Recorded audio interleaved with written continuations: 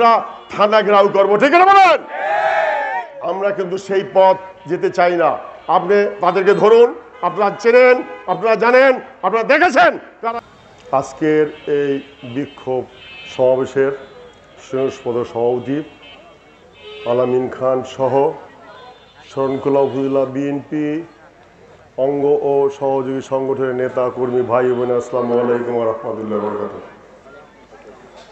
আজকে আমাদের নেতৃবৃন্দ অনেক বক্তব্য রেখেছেন, সেই দিকে যাব না। আমি যাব আজকে যে ঘটনা ঘটাইলো মোল্লা ইব্রাহিমের উপরে, এটা অত্যন্ত নিন্দনীয়।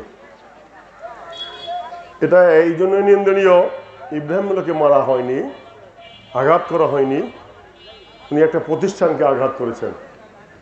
বিএনপি এবং অঙ্গ সহযোগী সংগঠনের একটা 11টা দলের ভিতরে বাংলাদেশ জাতীয়তাবাদী যুব দল, সেই দলকে আঘাত করেছে। এরা কারা? এইটা আপনাদের প্রথম ফাইন্ড আউট করতে হবে। আমরা দেখেছি অনেক নেতাকে, যে আমি এই 74 সনে রান্দায় এসেছি, অনেক নেতা কিন্তু এখান থেকে ঝরিয়ে গেছেন। কার আজকারায় আপনারা এটা করলেন? কত বড় দুঃসাহস দেখিয়ে এলেন। এটা কিন্তু আপনাকে, আমাদেরকে, সবাইকে ভাবিয়ে তোলে। এই প্রতিষ্ঠানকে যারা আঘাত করেছেন, আমি মনে করি বাংলাদেশ জাতীয়তাবাদী দলকে আঘাত করেছেন, বিএনপিকে আঘাত করেছেন, যুবদলকে আঘাত করেছেন, ছাত্র দলকে আঘাত করেছেন, অঙ্গ সহযোগী সংগঠনকে আঘাত করেছেন। মনে করছেন পার পাবেন? পার পাবে? পার পাবে? পার পাবে না। আমি দেখেছি অনেক মাস্তান, দেখেছি অনেক সন্ত্রাসী, দেখেছি রাস্তায় পড়ে থাকতো, পড়ে যাবেও, যদি আপনারা ইউনাইটেড থাকেন।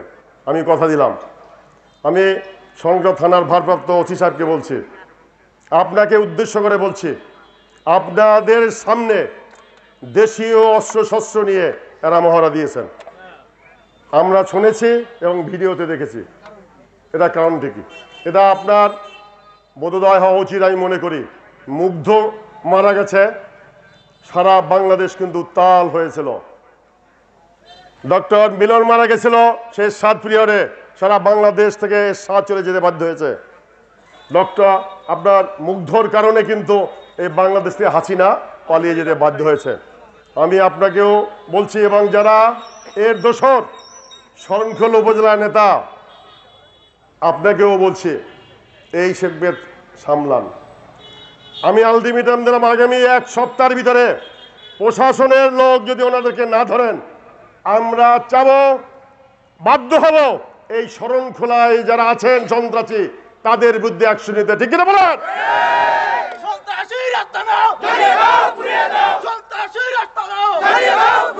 আপনি কিন্তু জানেন প্রশাসন কে কারা করেছে, আপনাদের কাছে ভিডিও ফুটেজ আছে।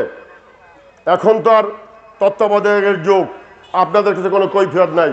আপনার যে কোনো সন্ত্রাসীকে আপনারা ধরতে পারেন, আপনারা কিন্তু ধরতেছেন না। আমরা দেখতেছি এটাই শেষ নয়, এই আন্দোলন কিন্তু শেষ নয়। মোল্লা ইব্রাহিমের যে আঘাত, এরপরে আঘাত আমার ভিতরে আসতে পারে, আরেকজনের ভিতরে আসতে। মনে করছেন যে পার পাবেন? সন্ত্রাসীরা যদি পার পেয়ে যায়, তার বুকে সাহস জমে যায়, সেই সাহস আমাদের ভেঙে দিতে হবে। ঠিক না বলেন? আপনারা সবাই আছে? আপনাদেরকে নিয়ে আমি চলবো। আমাদের থানার নেতৃবৃন্দ এখানে আছে, সবাই একমত, এবং সব ছাত্রদল, যুবদল, বিশেষ করে যুবদল এখানে আছে, যুবদের নেতৃবৃন্দ আছে। তোমাদের উচিত একে ফাইন্ড আউট করে তাদের ব্যবস্থা নেওয়া। এই আজকে যদি তুমি কলুষিত করো তোমরা, তো দেখবা তোমাদের উপর একদিন পাল্টা আঘাত এরাই করবে। রাজনীতিতে যদি কাউকে অন্যায় করে ছাড় দেন, তাহলে এই আঘাত কিন্তু আপনার উপরে আসবে, কোনো সন্দেহ নাই। আমরা শরণখোলায় মাদক মুক্ত চাই, শরণখোলা সন্ত্রাস মুক্ত চাই, শরণখোলা চাঁদাবাজ মুক্ত হতে চাই। আমাদের নেতা তারেক রহমান সাহেবের দল, আদর্শের দল বিএনপি, ছাত্রদল, যুবদল, অঙ্গ সংগঠন, আমাদের নেতার এই দলে কোনো সন্ত্রাসীদের ঠাঁই নাই। ঠাঁই দেবেন? আমরা সন্ত্রাসীদের ঠাঁই দেব না। আপনাদেরকে কিন্তু চিনি, কারা করেছেন। প্রশাসন থাকতে যদি আমাদের আইন হাতে তুলে নিতে হয়, তাহলে অবস্থা কিন্তু বেগতিক হয়ে যাবে। ঠিক না বলেন? লক্ষ লক্ষ সাপোর্টার বিএনপির এখন হাইব্রিড কিছু জমা হয়েছে আমাদের মধ্যে, যে কথা নেতৃবৃন্দ বলেছেন, এই হাইব্রিডকে বাদ দেন। হাইব্রিডই কিন্তু আমাদের ধ্বংস করতেছে। আগামী দিনে আমাদের ভোট চাইতে হবে। এই হাইব্রিডের কারণে আমরা কিন্তু আমাদের দলের ভাবমূর্তি নষ্ট হচ্ছে। আপনারা হাইব্রিডকে বাদ দেন।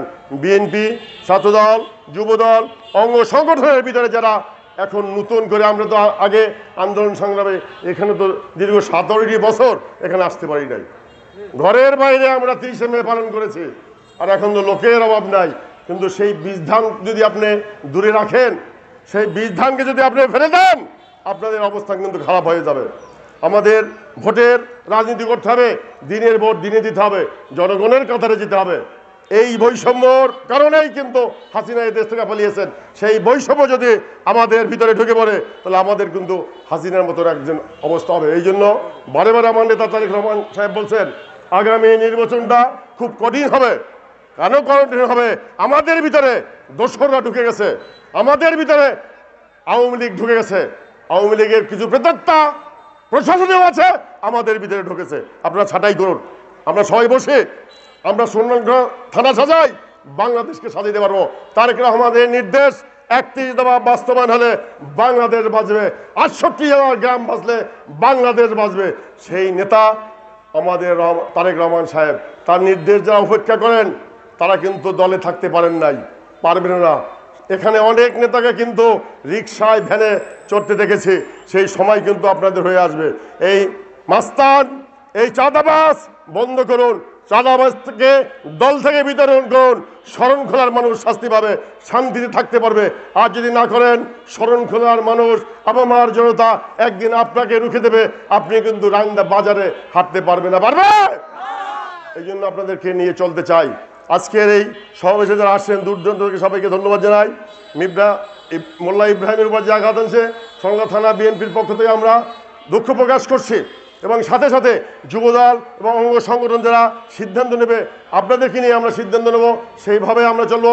আগামী 1 সপ্তাহের ভিতরে সেই সন্ত্রাসীদের যারা দিনের বেলায় রাতের বেলায় দেশীয় অস্ত্র শস্ত্র নিয়ে যে মহড়া দিচ্ছেন, তাদের যদি একটা দৃষ্টান্ত না দেখতে পারেন, তাহলে আমরা থানা ঘেরাও করবো। ঠিক আছে বলেন? আমরা কিন্তু সেই পথ যেতে চাই না।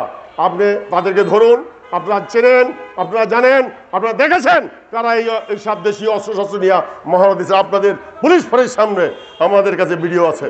আপনারা তাদেরকে ধরুন, তাদেরকে একটা হলে ধরে চালান দেন, তাহলে আমরা মনে করব যে আপনারা সঠিকভাবে চালাচ্ছেন থানা, কিন্তু আপনারা চালাচ্ছেন না।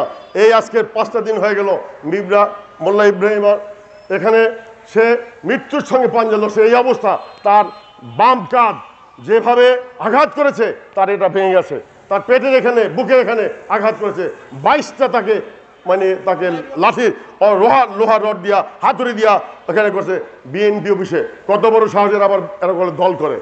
বিএনপি অফিসে বলে এক নেতাকে যদি এভাবে মারপিট করা হয়, সে কি দল করে? সে দল করে না, সে হলো দলের একটা চান্দাবাজ, ধান্দাবাজ। আমি আপনাদের কাছে অনুরোধ করি, আমাদের মতামত একটাই, আমাদের সমস্ত লোককে নিয়ে আগামী 1 সপ্তাহের ভিতরে যদি আপনাদের এই সন্ত্রাসীদেরকে না ধরেন, তা আমরা বাধ্য হব তাদেরকে আইন হাতে তুলে নিতে। আমরা আইন হাতে তুলে নিতে চাই না। তারেক রহমানের নির্দেশ